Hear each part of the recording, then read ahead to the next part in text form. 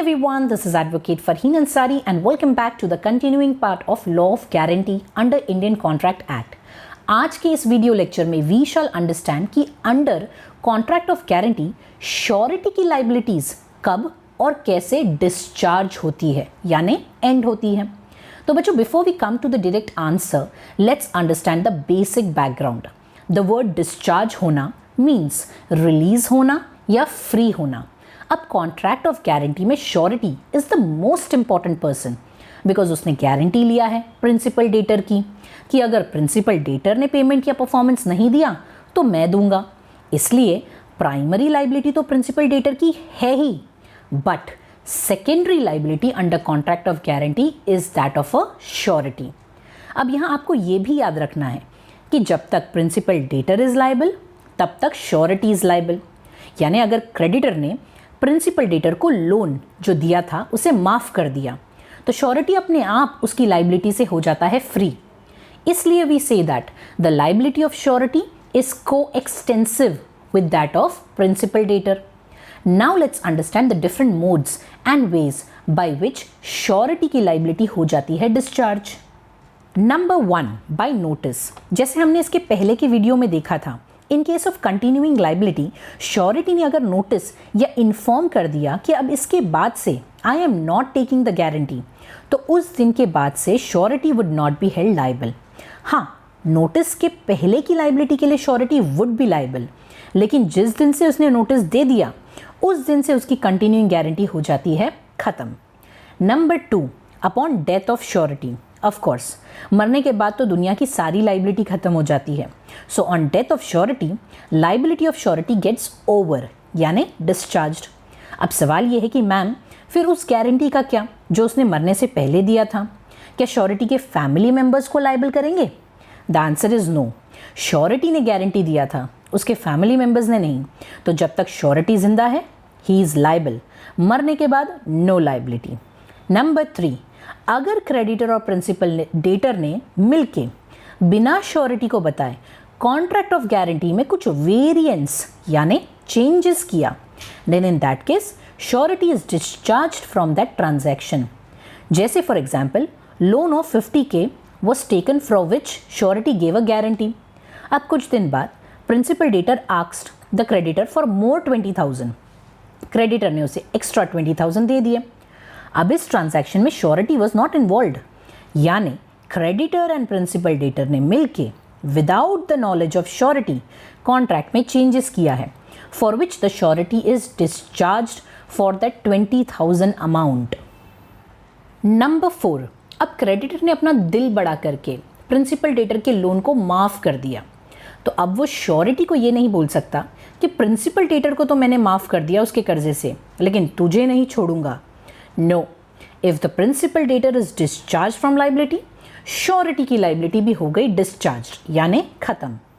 Number 5, अब अगर creditor ने प्रिंसिपल डेटर को लोन दिया 50,000 का, श्योरिटी ने भी 50,000 की गारंटी ली, लेकिन लोन रीपेमेंट के वक्त प्रिंसिपल डेटर की रिक्वेस्ट पे क्रेडिटर ने 50,000 के लोन के अगेंस्ट में 30,000 rupees as full and final settlement लेने को राजी हो गया। बच्चों, इसे कहते हैं कंपाउंडिंग ऑफ डेट। तो क्या क्रेडिटर बैलेंस 20,000 के लिए श्योरिटी को लाइबल कर सकता है? The answer is no.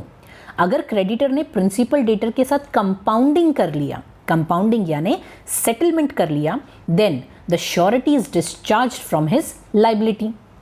Number 6, अब मान लो प्रिंसिपल डेटर जब 1 लाख का लोन लिया तो उसने क्रेडिटर को डबल सिक्योरिटी के तौर पे एक श्योरिटी दिया और सिक्योरिटी के तौर पे अपने 1 लाख की ज्वेलरी भी दी। अब लोन रीपेमेंट के टाइम क्योंकि प्रिंसिपल डेटर पे नहीं कर पाया, यहाँ क्रेडिटर के पास 2 राइट्स हैं। नंबर 1, या तो श्योरिटी के पास जा और अपने पैसे वसूल कर, या फिर जो सिक्योरिटी के तौर पे ज्वेलरी दे रखा है उसे बेच दे और अपना पैसा रिकवर कर ले। अब देखो, आज गोल्ड रेट बहुत अच्छा है, क्रेडिटर ने सिक्योरिटी यानी ज्वेलरी यूज़ कर लिया। अब क्योंकि creditor has already used the security against his debt, he cannot make the surety liable again. इसका मतलब यहाँ श्योरिटी हो गया डिस्चार्ज्ड। देन नंबर 7, अगर श्योरिटी की गारंटी मिसरिप्रेजेंट यानी कुछ गलत इंफॉर्मेशन बताकर ली जा रही है तो वो गारंटी है इनवैलिड और इसीलिए श्योरिटी उस लाइबिलिटी से हो जाएगा डिस्चार्ज। नंबर 8, उसी तरह अगर श्योरिटी की गारंटी कंसील यानी कुछ मटेरियल फैक्ट हाइड करके ली जा रही है तो अगेन वो गारंटी इनवैलिड है और इसीलिए श्योरिटी उस लाइबिलिटी से हो जाएगा डिस्चार्ज। एंड लास्टली, अगर अग्री ये हुआ है कि 1 लाख के लोन अमाउंट के लिए एक श्योरिटी को ये बोला गया था कि 2 श्योरिटीज गारंटी देंगे of 50,000 rupees each, which means there will be co sureties यानी जॉइंट श्योरिटीज।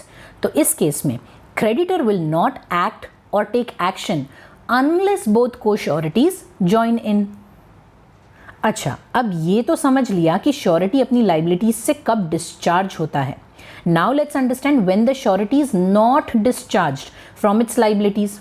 नंबर 1, जब क्रेडिटर किसी थर्ड पर्सन के साथ एक एग्रीमेंट एंटर करता है कि मैं प्रिंसिपल डेटर को थोड़ा एक्स्ट्रा टाइम अलॉट करूंगा ताकि वो अपना लोन अमाउंट मुझे दे सके। बच्चों, अगर ये अग्रीमेंट प्रिंसिपल डेटर के साथ क्रेडिटर ने किया होता तो श्योरिटी डिस्चार्ज हो जाता, लेकिन क्रेडिटर ने ये किसी थर्ड पर्सन के साथ किया कि इस केस में श्योरिटी डिस्चार्ज नहीं होगा। नंबर 2, अगर चंद दिनों की कुछ एक्स्ट्रा मोहलत दिया या फिर प्रिंसिपल डेटर के अगेंस्ट में एक्शन फाइल करने में थोड़ा सा डिले किया, इस रीजंस की वजह से श्योरिटी अपनी लाइबिलिटी से डिस्चार्ज नहीं होता है। देन नंबर 3, बच्चों मान लो XYZ वर को sureties for an amount of ₹10,000 each.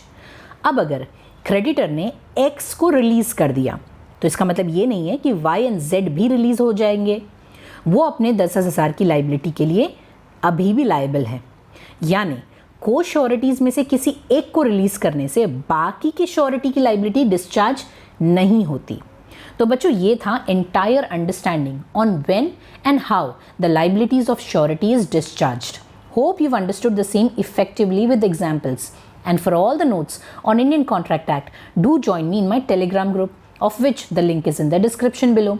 Until we meet next time with the next video, thank you everyone. Bye bye.